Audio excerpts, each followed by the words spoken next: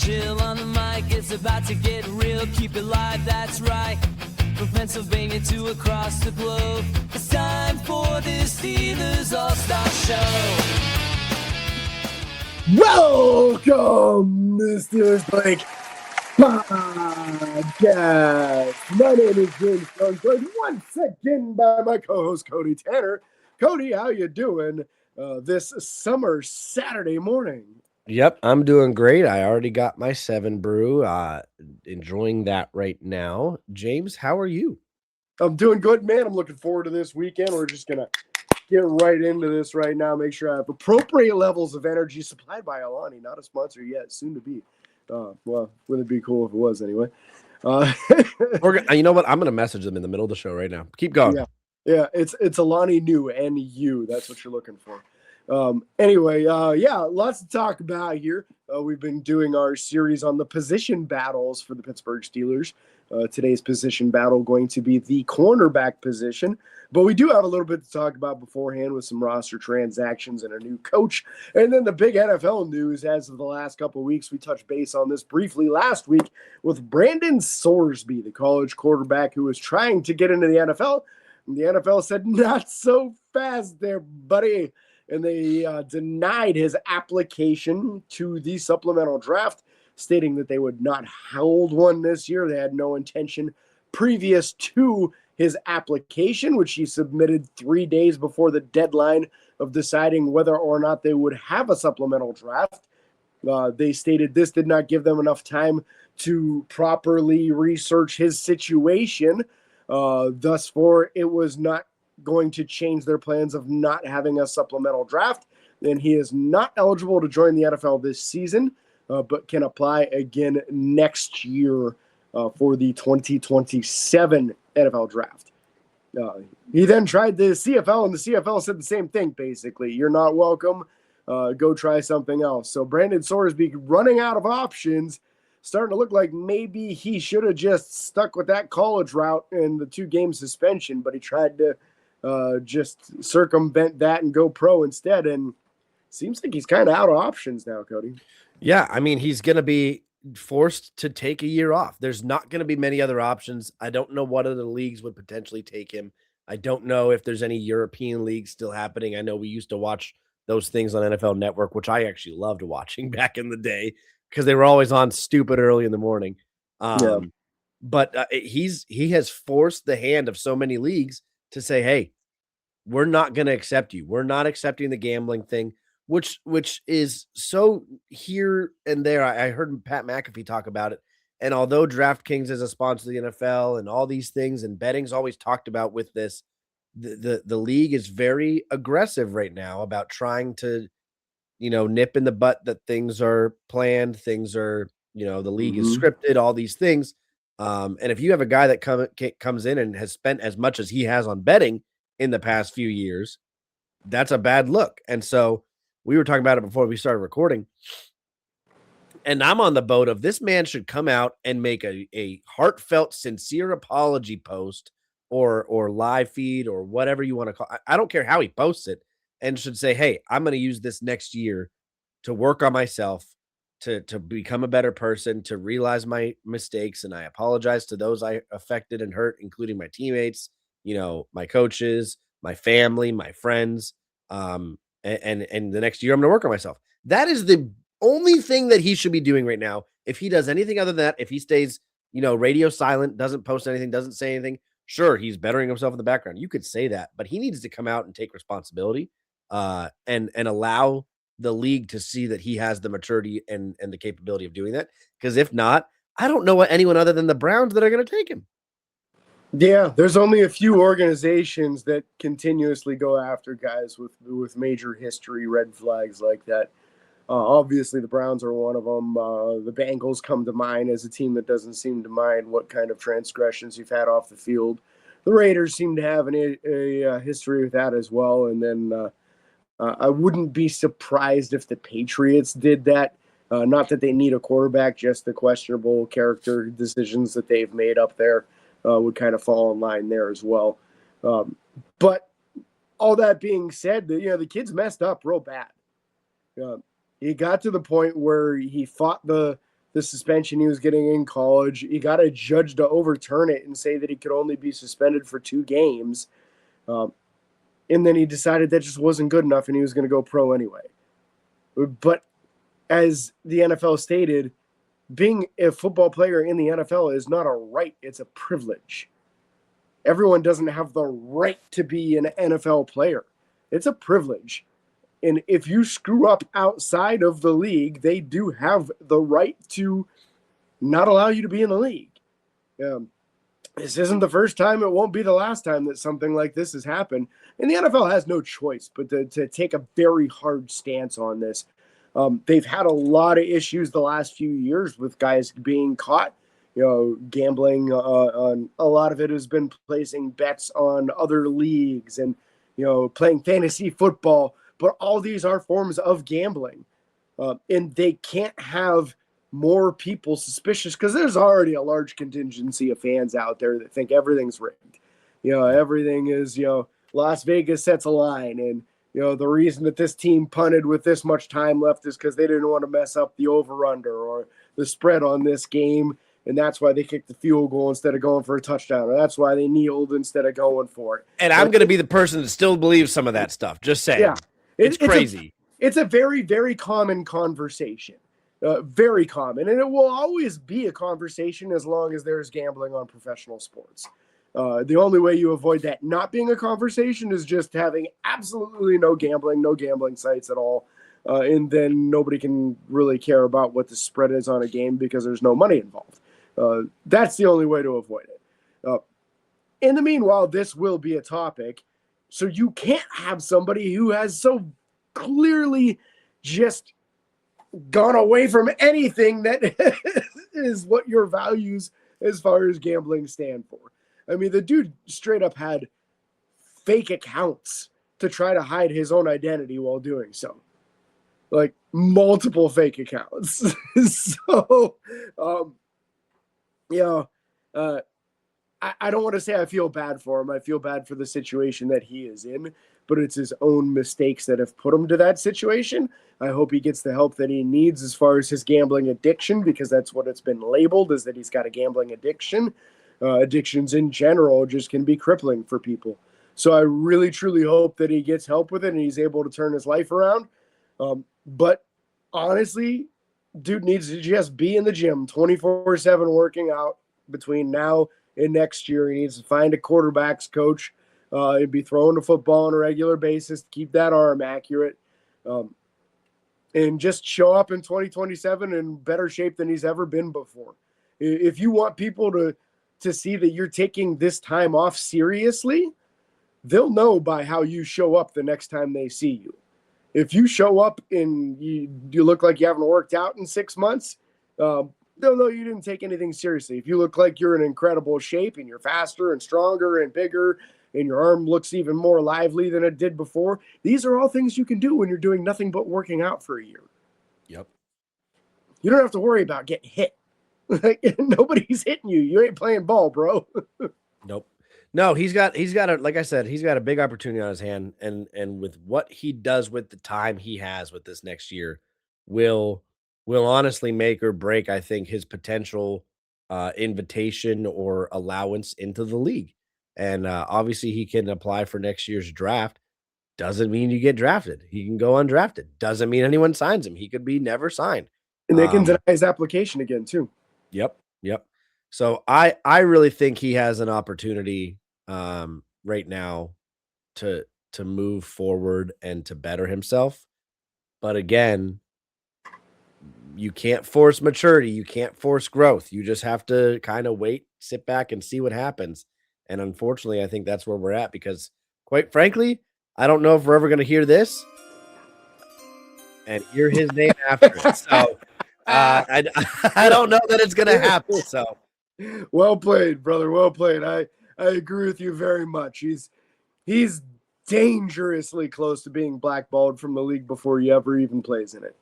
And you hate to see that happen to anybody, especially a kid with so much talent. We were talking before the show, and Cody had pulled up some of his college stats, and it seemed like he was just getting better and better year after year. It really was trending towards him being a high draft pick. I was listening to the NFL Stock Exchange. They were doing their summer scouting series on the quarterbacks, and both of the hosts had him in that range of 7th to 10th best in this upcoming class, which they would have put him as a second or third round pick in the upcoming class based off of his current level of talent and the tape that he's put out there right now. So you're leaving a lot of money on the table of what you could have been, and that's assuming that he didn't play any better this upcoming season than he played in previous seasons. It's natural to play better as you go along, and he was transferring to a new college too. So, man, what could have been may be where the conversation always lies with Brandon Sorsby. Yep. What a way to move on to the next topic. Steelers did hire a new coach. Hired Darian Thompson as a new special teams quality control coach. He was in the NFL as a safety. I think he even played some nickel corner potentially. From 2016 to 2021, he did play for Dallas, Arizona, and then I also think the Giants potentially. So he's been around the league. I think he spent some time in Dallas with Mike McCarthy, and so now he's coming in as a coach. Very interesting pick. It seems like we keep bringing in guys that are familiar with the McCarthy regime. You know what I'm saying? So, yeah. Excited for that. I don't know much about him as far as, any kind of coaching career. I don't think he's done anything other than been a linebackers coach and a defensive quality coach for Dallas. That's been it up to this point. So, yeah. So, I mean, I like it because you're looking at a guy whose most of his career was playing special teams. Yep. So this is somebody that does have that expertise. And that's what you're looking for, is just another person in the room who can speak highly intelligently about responsibilities for this stuff. Having all the responsibilities on one coach makes things difficult. We saw that with Danny Smith. Danny Smith was one amazing special teams coach. Specifically, the coverage units were the superior units for Danny. The return game always seemed lackluster, but you knew that these guys were going to block one or two punts or kicks almost every single season because Danny was going to draw some stuff up and he was going to put people in advantageous positions. He was always going to find the best gunners on the team so that the punt return men on the other team couldn't get any return yards. Danny just had an eye for talent on like the defensive side of special teams. So we need somebody that can get some offensive stuff, get these returns going. And you feel like that's what the drafting of Caden Wheatgen was all about. But also you need some stuff drawn up schematically. So I'm excited to see a second guy in the room so people can bounce ideas off of each other. If there's only one coach, there's no one bouncing ideas off of anyone. Nope. So glad they got a second guy in that room and they got it done before training camp starts, which I believe is at the end of July. So we're only about a month away from training camp starting up. So that's coming. Football is on its way back, ladies and gentlemen. If this is the time of year where you're not excited, you should start getting excited because football is on the way. I'll tell you. All I could picture in my head right now was the freaking Mrs. Doubtfire. Help is on the way, dear. Dearie. I'll tell you who's not excited right now about the upcoming football season, and that is KJ Henry.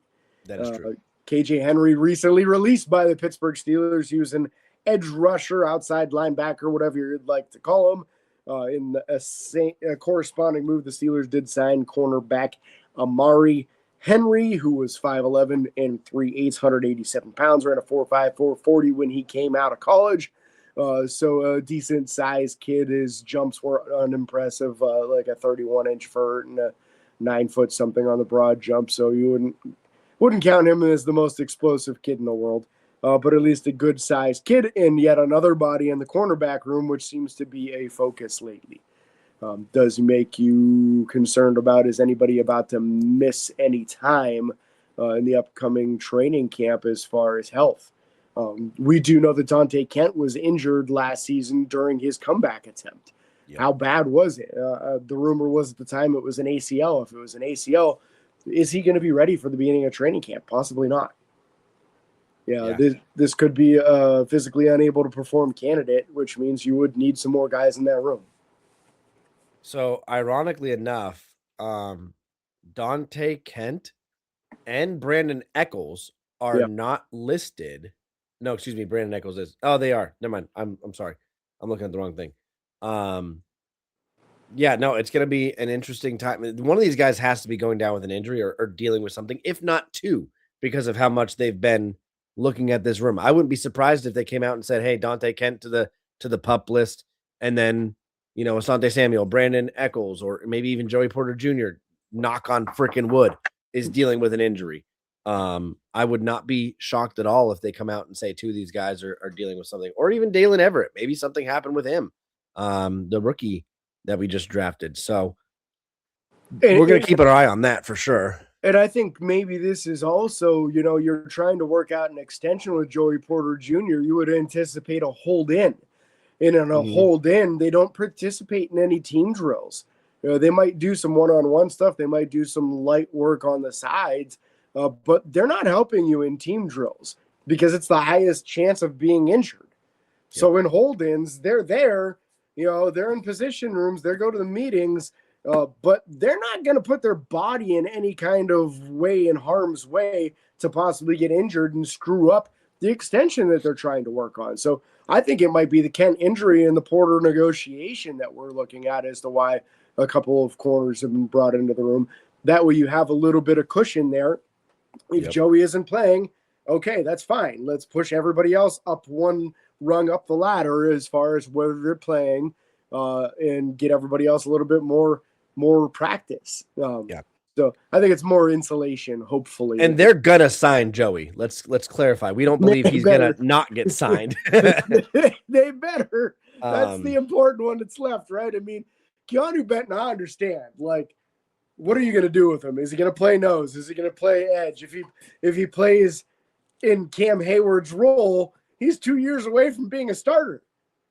Like, are you going to demote him from nose tackle and then have him sit behind Cam for this upcoming season and the season after? You don't pay a backup defensive lineman $10 million plus. Like, so I get why that one is taking a while because it's a giant question. We're paying a backup freaking outside linebacker a lot of money. Yeah, that's a little bit different though. There's a clearly defined role there. That is fair. And the amount of time that's missed from outside linebackers due to injury recently, you have to have a third guy that can also be a starter and be a starter at a high level. In previous years, we saw these other dudes filling in when somebody went down, and it was just atrocious, the level of play and the drop-off. So you kind of had to do that. But at the defensive line room, you're already we talked about it a couple of shows ago. There's a lot of guys in that room. You don't necessarily need to pay Keanu Benton a crap load of money just to be a backup. So no, it's very true. Before we break down all this stuff, let's talk about our lovely sponsor. Absolutely, man. Supporters of the Steelers by the Lake podcast include the Edinburgh Hotel Bar at 100 Meadville Street in downtown Edinburgh, providing a variety of lunch and dinner items every day, along with full-service catering and private party accommodations. Details are available at 814-734-5103 or online at edinburghhotelbar.com. Edinburgh Hotel Bar, a lovely place that we love to go. I do miss that place. That's a good place that I miss. But yeah, so obviously the cornerback room, not quarter, is deep right now. This is probably the deepest we've had it in a while as far as bodies, to clarify. So obviously when you're looking at the position battle, I think a lot of us here on the show, I think I speak for Nick and Jill as well, who aren't on the show with us, missing them, that Joey Porter, Jamel Dean, Dalen Everett, Jalen Ramsey are probably the top four locks just because of what they are. And then you got Asante Samuel Jr., who I don't think has shined as much as he could. You have Brandon Eccles, who's a fairly decent nickel corner. He had some rough play last year. But then it's question marks because that's what 1, 2, 3, 4, 5, 6 guys right there. That's it. Are those the 6 that are locked? What are the other guys fighting for? Is someone going to knock off Dante Kent, or if Dante Kent's injured, is something like that? Those last 2 spots, I think, are the only 2 that are potentially open. Yeah, and we have a big question too as to how much usage will Jalen Ramsey get at corner versus safety this season. The Mm-hmm. coaching staff seems to be talking a lot about him being used as a nickel corner, which I think is a good role, assuming he doesn't have to cover super speedy dudes on vertical routes without safety help. We saw last year that his speed just is not what it once was, but that doesn't mean that he's not effective in a short area coverage role. Mike Hilton wasn't good covering fast dudes, but he sure was good in short areas. So you just have to make sure that you're going to be able to give him deep help if he is in a situation where that slot wide receiver is a really, really shifty dude. A lot of teams going more towards those big slot wide receivers now. And those ones I don't feel like would give him an issue. But as we kind of work through this, Joey Porter Jr., Jamel Dean expected to be the starting corners. As we just mentioned, Jalen Ramsey, most likely that nickel corner, but how does that go if it doesn't go well coverage-wise? Who do you slide in? They gave Asante Samuel like $4.5 or $5 million. I don't see them just eating a bunch of that money and cutting him, especially with the pedigree involved here. You're hoping to be able to get him on the field and hoping to get some good plays so that either you can retain him for future years or he leaves after this upcoming season and he factors into the compensatory formula by signing a big contract with somebody else. That's okay too. You've got your backup plans going on in place here. Brandon Eccles is a huge conversation for me because I don't know what to think of him. He probably had like 7 or 8 games last season where I was like, man, Brandon Eccles is pretty good. He was making great tackles, coverage was sticky, and then he'd go up against games where whoever it was on the opposite side, he just couldn't cover the guy. Like against the Jaguars, that dude tore him up for like 150 yards. He just couldn't cover him. And there was a couple of games like that last year where there were certain matchups that were just too difficult for him and he couldn't handle it. So in those situations, is Jalen Ramsey going to be a better cover guy? I don't know. He isn't any faster probably. Yeah, I don't know. And if you're going to stick Asante Samuel in there, well, Asante is not the best tackler in the world. So if the team starts running the ball and Asante is your nickel corner, that might not go so well. Nope. Jalen Ramsey, if he's in the nickel, he's popping somebody. He's a hitter. He's a tackler. That is not a deficiency in his game at all. That is giant plus marks. Those are plus marks. Those are good positive signs in Jalen Ramsey's game, is how physical of a player he is. And that's why they tried to transition him to safety last year. And I think that could still happen. That could still be him playing a lot more safety than corner, depending on how things play out in the safety position, which we're going to talk about next week. Dalen Everett's the big question mark here as well. A lot of great reports coming for Dalen so far in all the mini camps and all the OTAs, everything that's happened thus far. Reports are that he's playing very well and hanging against these top wide receivers with DK and Michael Pittman and looking the part. So this is great news when you're talking about trying to develop this team. Obviously, Jamel Dean is not the long-term solution at corner. He's signed a 3-year deal, but when that 3-year deal is up, he's going to be 32 years old, so you're not going to be looking at extending him at that point. You would love for Dalen Everett to be able to take over at that point and be the bookend to Joey Porter Jr. He's the size, length, speed dude that you're hoping can turn into that. So I'm excited to see Dalen this preseason. I want to see a heavy dose of Dalen in these preseason games. I want to see him playing like crazy so that we get a good feel for what this kid's like. Because there's a potential of him being the future at the position. And that's an exciting thing for me because I feel like for a long time, Pittsburgh just didn't draft well at the corner position, and they didn't invest highly in the corner position either. And Joey just feels like a home run of a pick, man. Joey's just been so good for us. And he's improved so much, in my opinion, every year. Yep. The penalties year one were a problem, and every year they've gotten better. And to how many touchdowns has he allowed? Zero in 3 years. That's crazy. Yeah, and he only had like 5 penalties against them last year, so he really cleaned up the penalties big time.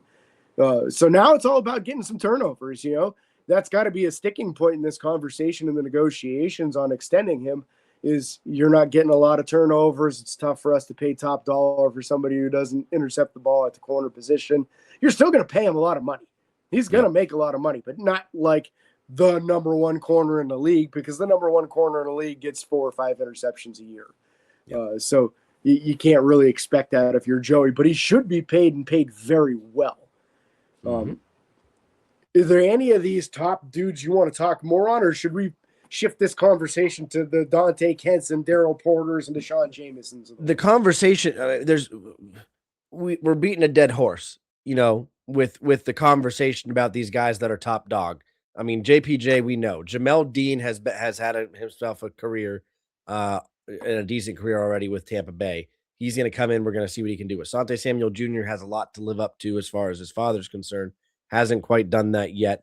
Brandon Echols is kind of on the fence in quality, but still we know where the floor is with him. Yeah. Dalen Everett, like you said, is the one big question mark kind of because he's the young guy that was drafted. Does your talent reflect well in the NFL from the college experience, or does he come in and flop? We don't know yet. And then Jalen Ramsey, obviously we've seen him a lot the past few years when he's played for Miami, when he's played for Jacksonville.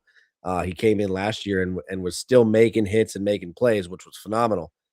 But then, you look at the back of this roster. You got Dante Kent, you got Devin Boykin, Daryl Porter, Amari Harvey, Deshaun Jameson, Tamon Lynam, and Danico Slaughter. Like these guys are interesting, and I do want to talk about them because, quite frankly, even myself, I don't know much about all these guys. So, yeah, I think it starts with Dante Kent because he was a draft pick, right? Yep. Last season, we want to say, was he a seventh? He was a 6th or 7th round guy. I'm thinking he was a 7th round guy. He was a 7th round, 229th overall in the 2025 draft. So a late 7 at that. And that's the big thing for me is we didn't get to see him last year because of injury. He tries to come back from injured reserve, gets re-injured during his recovery process. So how healthy is he? If he is healthy, man, would I love to see a heavy dose of him in the preseason games, because, again, I think you've got a real opening here. I think you have certain positions where you're counting on these guys for future seasons, and then other ones where you're not. Like, I think Pittsburgh will move on from Brandon Echols after this season. I don't see the reason to sign him again for big money. And I think there's a decent chance of that with Asante Samuel, just because I don't think he has a clearly defined role. If he doesn't play a lot, or if he does play a lot and plays really well and you can't afford to re-sign him, I think either way you might move away from him also. And then, the conversation on Jalen Ramsey is, does he go all the way to safety? Does he stay corner? Who knows? But there is room in this cornerback room for a young guy to impress and be a developing piece who can contribute in future years. Yep. Dante Kent has a return man experience as well. So he has added value in the return game that helps when you're trying to make a roster. Just got to be healthy, man. Last year in the preseason, I thought Daryl Porter played very well at times. I thought Deshaun Jameson made some splash moments as well. So I am looking forward to seeing both of those guys return to the team this season and play in the preseason games. But I don't know as much about some of these other guys. Devin Boykin, Amari Harvey, Tamon Lynam, and Danico Slaughter. These are lesser-known dudes. These are undrafted guys with not much of a resume. Maybe they're missing the speed. Maybe they're missing the size. There's going to be a weakness in each of these guys, and they're going to get some opportunities. There's a reason that Pittsburgh keeps on bringing in more corners, because they haven't found what they're looking for yet. Yep. Boykin had a lot of playing time throughout his entire college career at North Carolina State. Ended his junior year. He was redshirted his senior year. And then, he ended up going to Indiana his last year, and he's seen some improvement as far as the interception goes. Pass breakups, he had the most ever with only 5, and 2 fumble recoveries. It looks like he's been around the ball. Forced fumble, Devin Boykin, that is, and then Daryl Porter. Let me pull him up real quick. And Devin was 5'10", 195. Daryl Porter 5'10", 185. So not big guys on either one of these guys. Nope. He spent his first 2 years in West Virginia and then went to Miami Only ever had one interception his entire college career, which is not a good look. 108 total combined tackles, 18 pass breakups is the best thing. He must have been able to stay close enough to make a play on the ball sometimes. Yeah. Just maybe not the best hands. Let me see. Who else do we want to look at? Amari. Do you want to look at Amari Harvey? Yeah, check him out. He's the new addition to the team. 5'11", 185 is what they're calling him, but the official measurements when he came out was 5'11 and 3/8, 187. College listed him as 6 foot, so that's interesting. Yeah, that's normal. Yeah. Four interceptions. Yeah, 4 interceptions in 4 years at Georgia Tech. A little bit more involved in the tackling, 121 combined tackles, 5.5 tackles for loss, including 1 sack, 12 pass breakups. 7 of those were in his senior year, 2 fumble recoveries, 2 forced fumbles. So again, maybe a guy that can force some turnovers if he gets the opportunity to. And he had one season with 3 interceptions, so at Yep. least there's some high-end potential of good production when given opportunity. Yeah, Deshaun Jameson, who we talked about a little bit last year. Yeah, 5'10", 186, so another shorter dude. Yep, 5 years of college eligibility, all at Texas. 1 year with 3 interceptions. That would have been his sophomore year, and then 3 in his final 2 years. One of them was a touchdown. 17 pass breakups, so that's good. 2 fumble recoveries, 1 forced fumble. Again, even more involved in the tackling, 139. Obviously, he had that extra year of eligibility, but his freshman year had 0 stats. So, Deshaun was the guy that I was excited about last year when I watched him in preseason. I remember that very good, or a lot. So I'm excited to see what he can do now too. Let's look at. And he's the old man of the group here. Almost all these guys are 23 or 24. Deshaun Jameson, 27 years old. And I was excited about him too because he had some return snaps as a punt returner and looked pretty dynamic doing so. Take your pick on Taman Lynham or Danico Slaughter. Those are the other two we haven't talked much about. I got Taman. He's the local kid. He's from Pittsburgh. He's a bigger kid too at 6'2", 185. I guess taller, not necessarily bigger. Bigger. He actually had, I'm assuming because of COVID, he had 6 years of eligibility. 1, 2, 3. Yeah, so 6. So his first 4 years were at Nebraska, and the last 2 were at Pitt. 1 interception each of those 2 years at Pitt. That's the only 2 interceptions he's had. The concerning thing here is, and he didn't get very involved until his last year at Nebraska, and even then it wasn't super involved, but 8 pass breakups all came at Pitt. 2 forced fumbles, 2 sacks in his collegiate career, 3 tackles for loss, 71 tackles total. That's only in roughly 2.5 years. So there's some potential there from a statistical standpoint, not one of the most impressive ones. And then Danico Slaughter, if I look at his 6 foot, 190 pounds on Danico, so it's a good sized kid.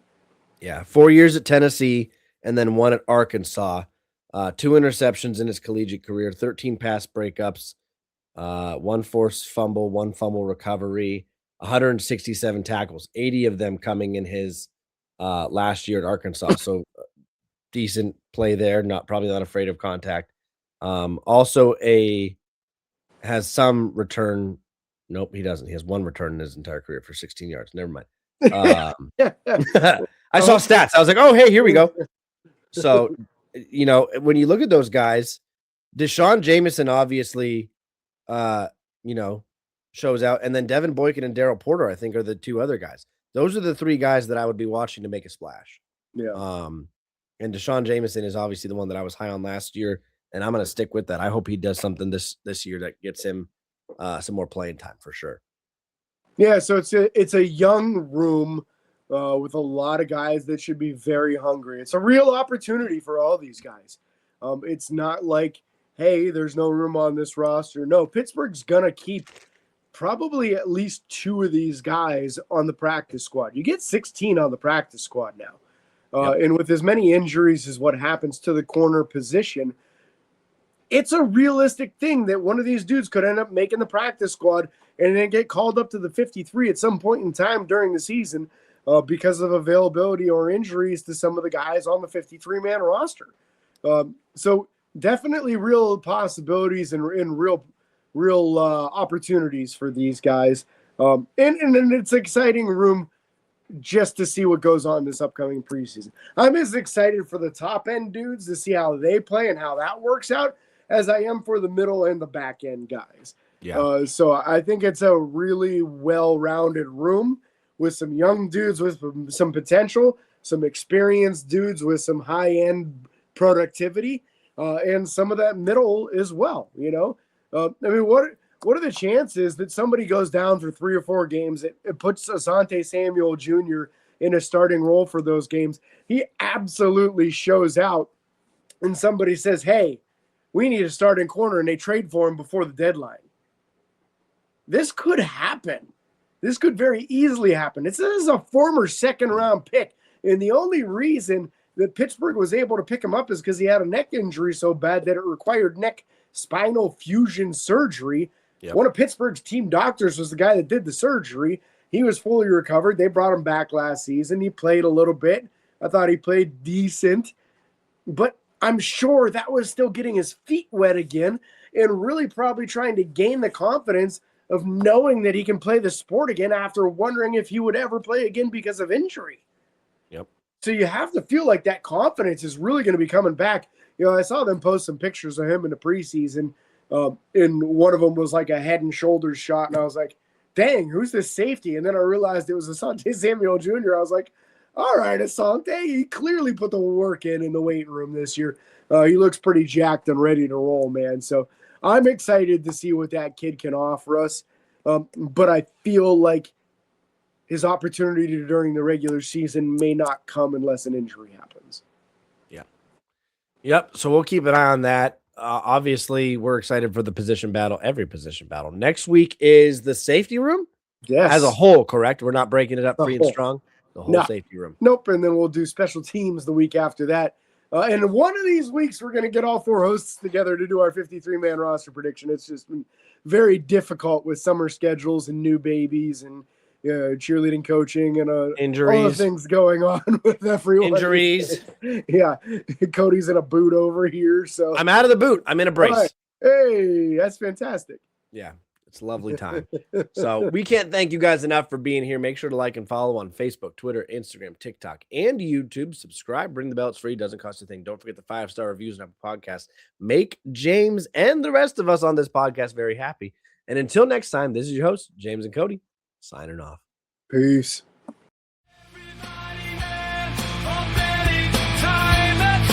Steelers.